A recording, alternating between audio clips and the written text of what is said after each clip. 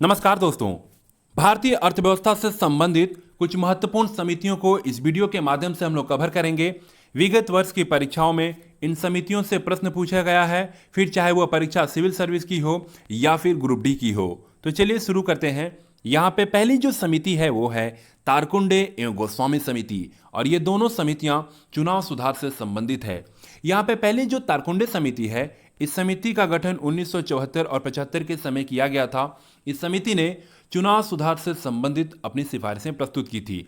अब आपको पता होगा कि इसी समिति ने यह सिफारिश की थी कि मताधिकार की जो आयु है वो 21 वर्ष से घटा करके 18 वर्ष कर देना चाहिए, और इस संदर्भ में संसद ने 61वां संविधान संशोधन किया और मताधिकार की आयु को 21 वर्ष से घटाकर 18 वर्ष कर दिया था। इसके साथ ही साथ इस समिति ने यह भी सिफारिश की थी कि जितने भी मान्यता प्राप्त राजनीतिक दल हैं वे अपने खाते के आय एवं व्यय के हिसाब का पूरा ब्यौरा दें। अब यदि इस ब्यौरे में कोई भी गड़बड़ी पाई जाती है तो उसे दंडनीय अपराध माना जाए। इसके बाद 1990 में दिनेश गोस्वामी की अध्यक्षता में गोस्वामी समिति का गठन किया गया था, और यह समिति भी चुनाव सुधार से संबंधित थी। इस समिति का काम यह था कि बूथ कैप्चरिंग तथा बोगस वोटिंग यानी कि फर्जी मत जो पड़ता है चुनाव में, ऐसी समस्या के समाधान से संबंधित इन्हें अपनी रिपोर्ट, इन्हें अपनी सिफारिशें देनी थी। इसके बाद दूसरे नंबर पर है सरकारिया समिति।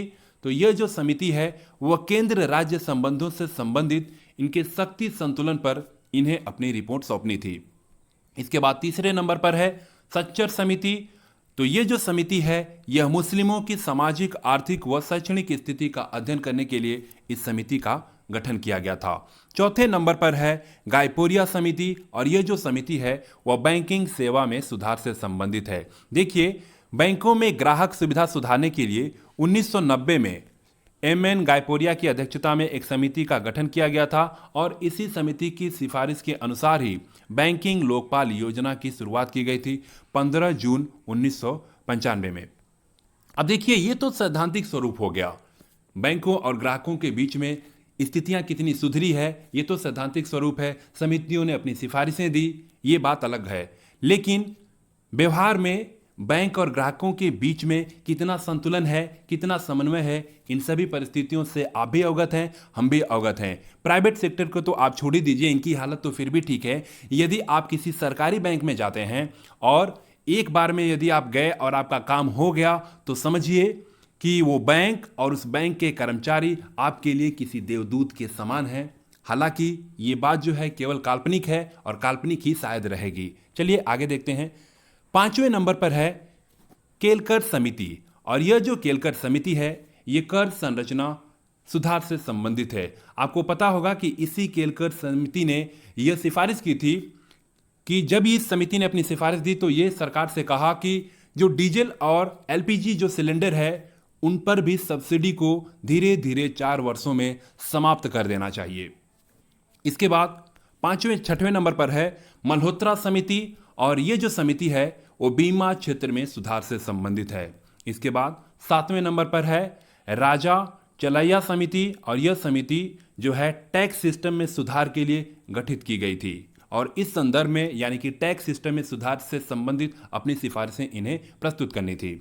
इसके बाद 8वें नंबर पर है दंतेवाला समिति, और यह जो समिति है यह देश में बेरोजगारी का अनुमान लगाने के लिए इस समिति का गठन किया गया था। इसके बाद 9वें नंबर पर जो समिति है वो है रघुराम राजन समिति, और आपको पता होगा कि रघुराम राजन जी आरबीआई के पूर्व गवर्नर भी रह चुके हैं, और इनकी अध्यक्षता में रघुराम राजन समिति का गठन किया गया था, और ये जो समिति थी वह वित्तीय क्षेत्र में सुधार से संबंधित थी।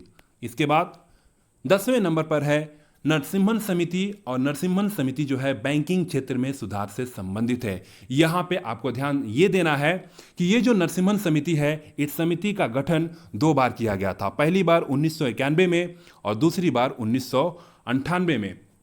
पहली बार जब इस समिति का गठन किया गया तो इस समिति ने यह सिफारिश की कि बड़े भारतीय बैंकों के विलय के लिए इन्होंने सिफारिश की, और दूसरी सिफारिश ये की कि निजी बैंकों को खोलने का भी सुझाव इसने दिया था 1991 में जब गठित किया गया था। 1998 में जब नरसिम्हन समिति गठित की गई तो उस समय इन्होंने सिफारिश की कि जो भी मजबूत बैंक हैं, उन मजबूत बैंकों के साथ कमजोर बैंकों का विलय न किया जाए, क्योंकि इससे जो मजबूत बैंक हैं उनके साख पर असर पड़ेगा। साथ ही साथ इन्होंने ये भी सिफारिश की कि कुछ बैंकों को, कुछ सुदृढ़ बैंकों को मिला करके और अंतर्राष्ट्रीय स्तर का बैंक बनाने की जरूरत है, ताकि ये बैंक जो एमएनसी है, जो कि मल्टीनेशनल कंपनी है, उन्हें ये ऋण दे सकें, उन्हें ये लोन दे सकें और वे कंपनियां जो है अंतर्राष्ट्रीय स्तर पर जो है मुकाबला कर सकें।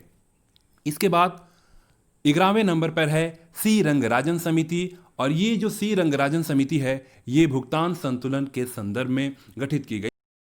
देखिए भुगतान संतुलन क्या होता है, तो एक देश के निवासी और बाकी विश्व के बीच समस्त प्रकार के लेन देन का लिखित विवरण है और यह सामान्यतः 1 वर्ष का होता है। आपको पता है मुख्य भाग होते हैं, पहला होता है पूंजी खाता और दूसरा होता है चालू खाता। इसी के माध्यम से भुगतान संतुलन को मैनेज किया जाता है।